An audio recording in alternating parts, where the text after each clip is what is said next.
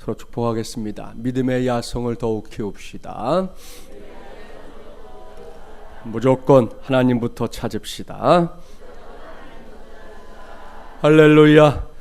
오늘은 제15차 특세의 첫 번째 시간입니다. 오늘은 살기 위해 기도하고 기도하기 위해 살자라는 제목으로 하나님의 말씀을 전하도록 하겠습니다. 이 시간에는 먼저 이번 특세의 주제로 정한 말씀을 보도록 하겠습니다. 사무엘상 12장 23절 말씀인데요. 우리 자막에도 나오니까 함께 봉독해 볼까요? 나는 너희를 위하여 기도하기를 쉬는 죄를 여호와 앞에 결단코 범하지 아니하고 선하고 의로운 길을 너희에게 가르칠 것인즉. 아멘. 할렐루야. 이것은 은퇴를 앞둔 사무엘 선지자의 고백입니다. 사무엘은 여기서 기도하기를 쉬는 것을 가리켜 죄다 이렇게까지 고백하고 있습니다. 사실 성경 어디에도 기도하지 않는 것이 죄라는 명백한 표현이 없습니다. 그래서 성도들이 기도하는 일에 소홀한 건가 이런 생각이 들 때도 있습니다. 하지만 그런 말씀이 전혀 없는 건 아니지요. 여기에 떡하니 자리를 잡고 있지 않습니까? 이러한 사무엘의 고백과 가르침에 근거해서 이번 특세 주제를 기도해야 산다 이렇게 정한 겁니다.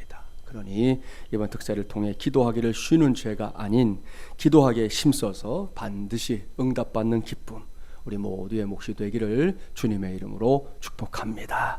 기도해야 산다 이 주제에 언급되고 있는 대로 저와 여러분 우리는 이렇게 살아야 합니다.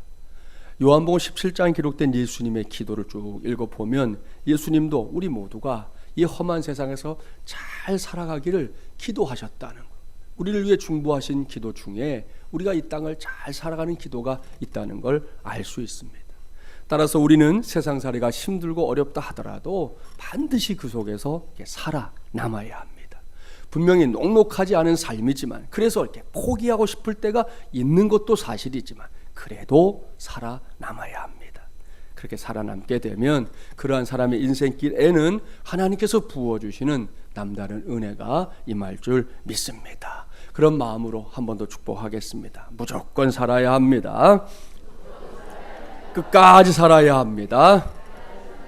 한 번 더 축복할까요? 살아서 하나님의 꿈을 이루어 드립시다.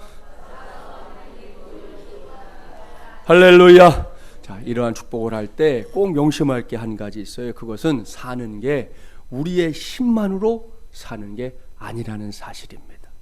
성경 전체를 통독하고 있으니까요. 살펴보세요. 창세기부터 계시록에 이르기까지 하나님께서 우리를 나 몰라라 하신 기록이 없습니다. 하나님은 항상 사람들의 삶 속에 동행하는 하나님이에요. 그렇습니다. 성경은 하나님이 우리가 생각하는 것보다 훨씬 더 가까이에 있다 하는 사실을 쉼없이 기록합니다. 이걸 잊지 말아야 합니다. 오늘 우리에게 주신 말씀도 같은 맥락의 말씀이에요.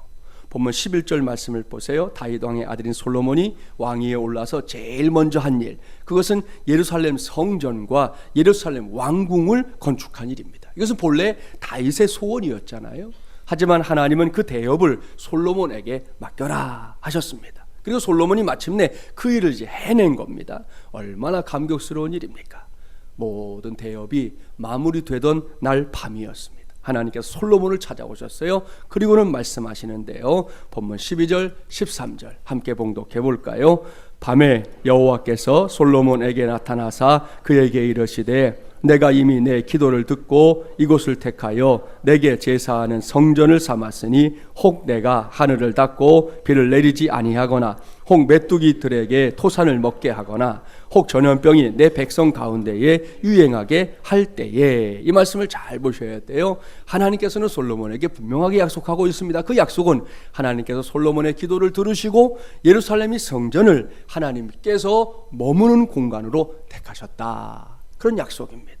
그곳에서 이루어지는 모든 제사, 모든 예배 하나님께서 기쁘게 받으시겠다 약속합니다. 참으로 복된 약속, 위대한 약속입니다. 그런데 이어지는 말씀을 보세요. 하나님께서는 가정법의 문장으로 솔로몬에게 아주 중요한 이야기를 시작하셨어요. 혹 내가 하늘을 닫고 비를 내리지 아니하거나 혹 메뚜기들에게 토산을 먹게 하거나 혹 전염병이 내 백성 가운데에 유행하게 할 때에, 그랬습니다. 하나님은 여기서 앞으로 솔로몬은 물론이고 하나님의 백성이 이스라엘 백성들이 살아가게 될 저 바깥 세상에서 일어나게 될 일들 가운데 극히 일부를 언급하고 있습니다. 먼저는 큰 기근이에요. 다음은 메뚜기 떼의 급습입니다. 또한 전염병이 막 창궐하는 거예요. 이러한 일들 한번 생각해 보세요. 우리의 삶과 전혀 상관없는 것들입니까? 이런 일들이 저 바깥 세상에서 일어났을 때 나라는 사람은 아무런 영향도 받지 않고 뭐 나는 상관없네 이렇게 살 수 있는 거냐는 거예요. 아닙니다. 결코 그럴 수 없지요. 누구도 모른 척 할 수 없는 우리 인생에 다 연결된 것들이죠. 왜요? 이 모든 것들이 다 사람들이 살아가는 데에 직접적인 영향을 미치는 것들이기 때문입니다. 바로 얼마 전에 다시금 우리 온 나라를 긴장하게 만들었던 메르스 떠올려 보세요. 3년 만에 중동호흡기 증후군인 메르스 환자가 발생했고 또 보건당국이 초동대처에 실패하면서 다시금 많은 사람들이 공포에 떨지 않았습니까? 며칠 동안 방송 매체들이 3년 전의 일들을 막 끄집어내면서 이제 좀 잊어버렸다 생각했는데 여기저기 이야기들 끄집어내고 그때 또 치료받은 후에 후유증 남았던 사람들의 이야기, 그때 세상을 떠난 사람들의 이야기 다 끄집어내면서 걱정스러운 보도를 이어갔습니다. 다행히 큰 문제 없이 지나갔으니 다시 생각해도 하나님께 감사할 일이에요. 사랑하는 여러분 보십시오. 이것이 바로 삶입니다. 우리 모두가 살아있기 때문에 겪는 일이라는 말입니다. 그렇습니다. 만약 우리의 생명이 끝나버렸다면 결코 알 수 없는 일들이지요. 따라서 세상에서 살아가면서 어떤 일들을 겪을 때 특별히 어렵고 힘들고 버거운 일들을 겪을 때 결코 잊지 말아야 할 게 있어요. 그것은 이런 것들을 알고 느낄 수 있는 것 자체가 생의 축복이다 하는 사실입니다. 그러니 투덜거리거나 불평을 앞세우기 전에 뭘 해야 되겠습니까? 감사해야 합니다. 오늘도 내가 살아있음을 감사해야지요. 이 새벽에 여러분이 잠을 깨서 여기까지 이렇게 올 수 있는 거, 이것도 건강이 있어야 가능하잖아요. 체력이 딸려오세요. 아무리 하려고 해도 안 되잖아요. 이렇게 할 수 있음에 감사해야지요. 오늘 이후 이러한 깨달음으로 살아가십시오. 하나님께서 그런 인생 속에 예기치 못했던, 내가 생각하지도 못했던 복을 부어주시는 걸 체험하게 될 줄 믿습니다. 이 유명한 찬송가 작가인 이 윌리엄 카우퍼라는 사람이 32살이 되었을 때 인생이 너무나 고통스럽다 느낀 나머지 이런 인생은 계속 살기보다 차라리 포기해야 되겠다 결론을 내렸어요. 그는 강에 뛰어내릴 작정으로 마부에게 테임즈 강을 이제 가자 이렇게 말했어요. 그런데 이 청년의 표정을 수상하게 여긴, 아무 관계도 없는, 요즘으로 하면 택시 운전사란 말이죠. 이 마부가 청년을 내려놓고는 그를 지켜보고 있다가 이 사람이 강에 투신하려는 순간 얼른 달려와서 그의 팔을 잡았어요. 그리고 청년에게 이렇게 격려하고 돌아갔습니다. 앞길이 창창한 젊은이가 이런 일을 하면 어떻게 합니까? 그 용기가 있다면 그 용기를 가지고 굳세게 사십시오. 결국 이 마부 때문에 윌리엄의 첫 번째 계획이 실패했어요. 그는 집에 돌아오자마자 다시 음독 자살을 시도했습니다. 그런데 이웃집에 사는 사람이 우연히 그의 집에 방문했다가 그가 아직 숨을 쉬고 있음을 확인하고는 해독제를 먹여서 살려냈어요. 두 번째 자살에도 실패한 윌리엄, 내가 이래서는 죽을 수 없겠구나 생각해서 이번에는 면도날을 가지고 손목에 동맥을 끊으려고 했습니다. 그런데 그 순간 놀랍게도 이게 살에다가 됐는데 면도날이 부러졌어요. 그래가지고 세 번째 시도도 실패하고 말았어요. 그래도 그는 포기하지 않았습니다. 이 사람 좀 보세요. 별로 먹을 것을 다 포기하지 않네. 그런 건 좀 포기하지. 포기하지 말아야 할 것들은 그냥 쉽게 포기하면서 이놈은 건 또 포기를 안 했어요. 아무튼 네 번째는 꼭 성공하리라 아주 굳게 결심하고 목을 매달았어요. 그런데 목을 매단 순간 또 이웃집 사람이 찾아와서 참 고마워해야 돼요. 이 사람은 매달려 있는 그를 발견하고는 그 끈을 풀어서 병원으로 데려가서 살려냈어요.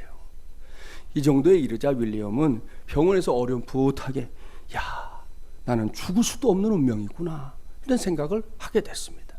그러나 그의 정신적인 상태는 이루 말할 수 없이 피폐해져 있었어요.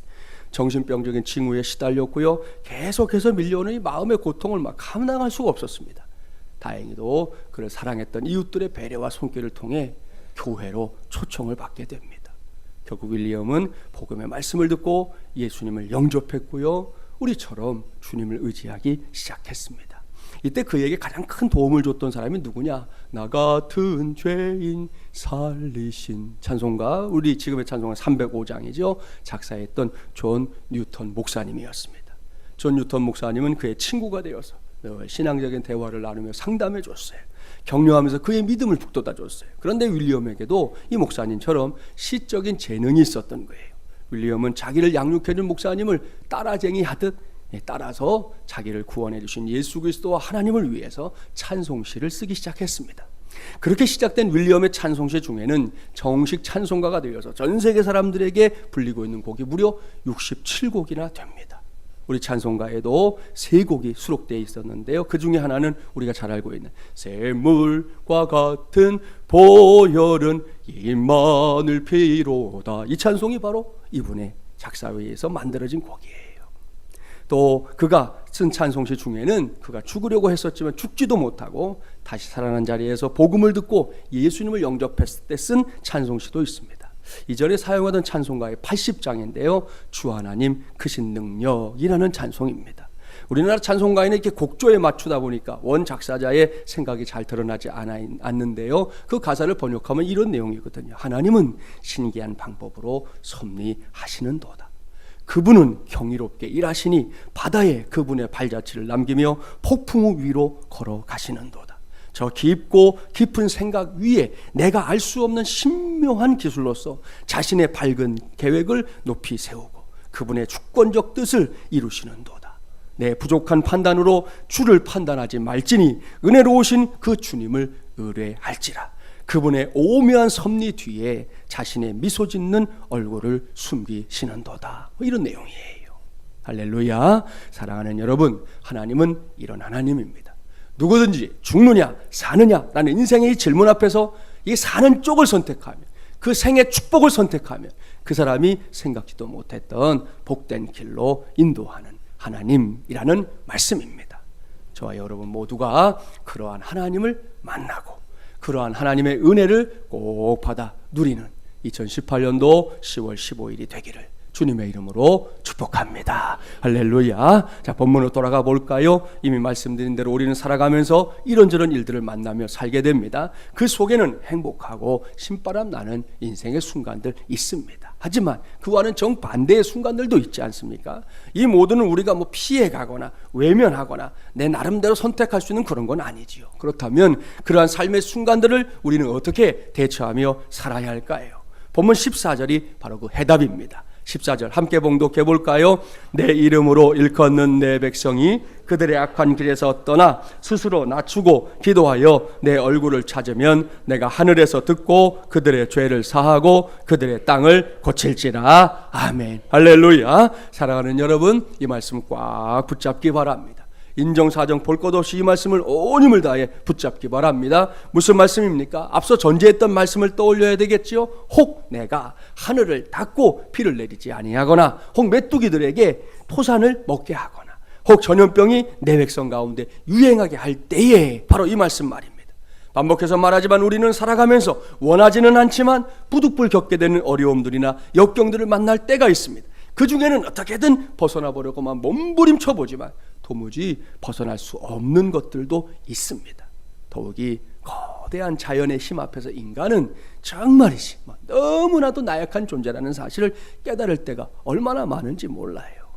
요 며칠 안타깝게도 우리나라 히말라야 원정대가 갑작스러운 토네이도에 의해서 모두 생명을 잃게 됐다는 소식 들었지 않습니까?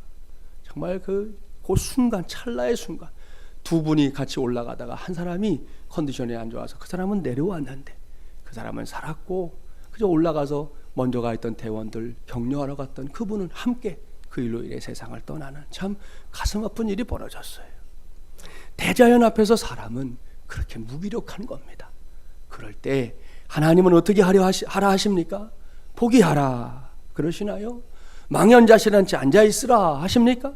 하나뿐인 생명 내던져 버려라 그러시나요? 아닙니다. 모두 다 아닙니다. 그럴 때 하나님께서 제시하는 해답은 딱 한 가지. 그것은 기도하라 입니다. 하나님 앞에서 어리석게 행했던 모든 죄 회개하고 기도하라 하십니다.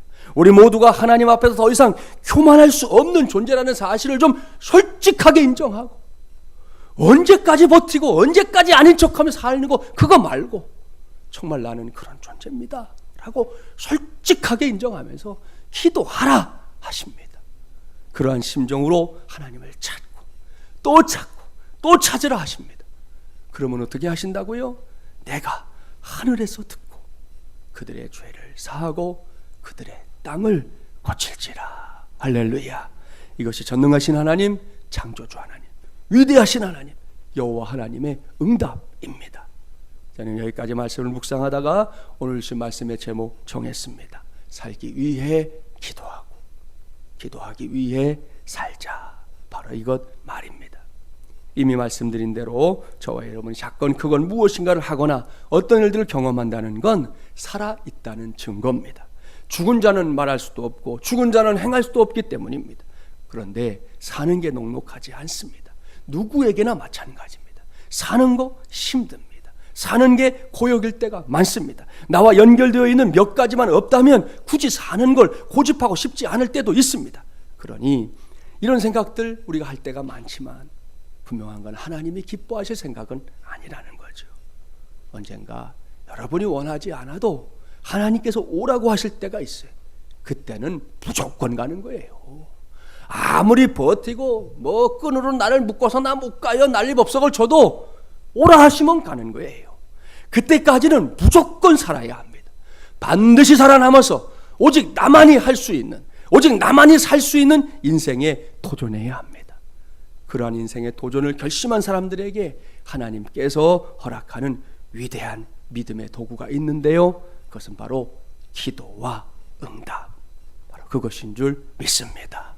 오늘 주신 말씀에 명백하게 기록되어 있지 않습니까? 결코 만만하지 않은 인생길이지만 그 길에서 뭔가 역경을 만나고 어려움에 처했을 때 그때 저와 여러분이 어떻게 해야 할지 하나님은 또렷하게 말씀하고 있습니다. 기도하라고 말입니다. 그것도 살기 위해 기도하고 기도하기 위해 살라, 이렇게 말씀하고 있습니다. 이것이 하나님께서 오늘 우리 모두에게 주시는 위대한 메시지입니다. 사랑하는 새벽영사 여러분, 한번 물어보겠습니다. 요즘 가을 단풍 때문에 이제 등산하는 사람이 자꾸만 늘어가는데요. 아무튼 여기도 사람들이 등산을 얼마나 많이 오르내리는지 몰라요. 자, 등산하면서 산의 중턱쯤 올라갔을 때 뭐 누구나 힘이 들 겁니다. 그렇게 거리죠. 그럴 때 여러분은 어떤 걸 선택합니까? 중턱에 왔어요. 다시 내려가는 걸 선택하겠습니까? 아니면 여기까지 왔으니까 죽어도 올라가서 죽자, 이걸 선택하겠습니까? 대부분의 사람들이 올라가는 걸 선택합니다. 여러분도 그런 경험 있을 거예요. 왠지 아시죠? 그럴 거면 아까 저 밑에서 내려갔어야지. 여기까지 왔는데 여기서 포기하는 것만 너무나 아깝기 때문입니다.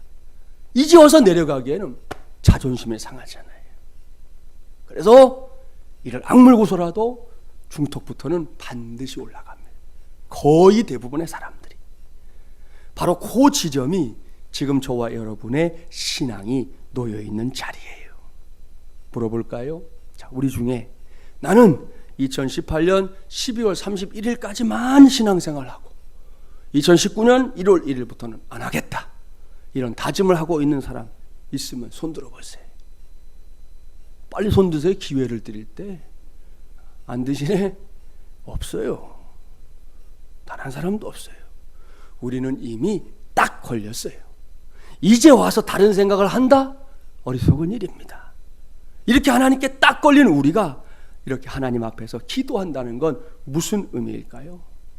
기도한다는 것은 앞으로 간다는 것이에요.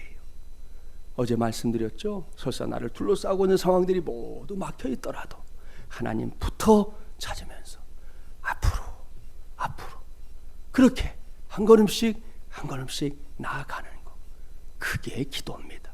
믿습니까? 할렐루야. 어떤 그리스도인의 시를 소개합니다. 한 걸음이 당신을 그리 멀리 데려다 주는 것은 아니어도 당신은 계속 걸어야 합니다. 한마디 말로 당신 자신을 다 설명하는 것이 아니어도 당신은 계속 말해야 합니다. 한 인치가 당신을 크게 자라게 하는 것이 아니어도 당신은 계속 자라가야 합니다. 하나의 행동이 모든 것을 이루어 놓는 것은 아니어도 당신은 계속 행해야 합니다. 그런 시인데요. 의미가 있어요. 저는 여기다가 한 줄을 덧붙이려고 합니다. 단 한 번의 기도가 모든 것을 다 해결하는 것은 아니어도 당신은 계속 기도해야 합니다. 그것은 절망을 극복하는 가장 확실한 희망이기 때문입니다. 할렐루야. 이러한 사실을 명심하고 막 시작된 제15차 특세, 오늘 이 새벽에 한 번의 기도가 우리의 모든 문제를 해결하지는 않습니다. 그러나 계속 기도할 때 하나님은 문제를 해결해 주시기도 하고 고비를 뛰어넘기도 하고 우리가 있어야 할 자리가 어딘지 가르쳐 주기도 하시고 하나님의 여러 가지 방법으로 우리를 인도하시는 것들을 체험하게 될 줄 믿습니다. 이번 기회에 저도 여러분도 우리 모두의 기도를 듣고 응답하시는 하나님을 이전보다 더 진하게 만날 수 있는 기회로 삼기를 바랍니다. 기도해야 산다. 살기 위해 기도하고 기도하기 위해 살자. 할렐루야. 이러한 다짐을 통해 오늘은 물론이고 이번 특세 기간 내내 나아가서 저와 여러분의 한 번뿐 인생 내내 하나님께서 기도를 들을 때마다 우리의 삶의 자리를 고쳐주시는 놀랍고 위대한 응답 풍성하게 받아 누리는 우리 모두가 되기를 주님의 이름으로 간절히 축원합니다.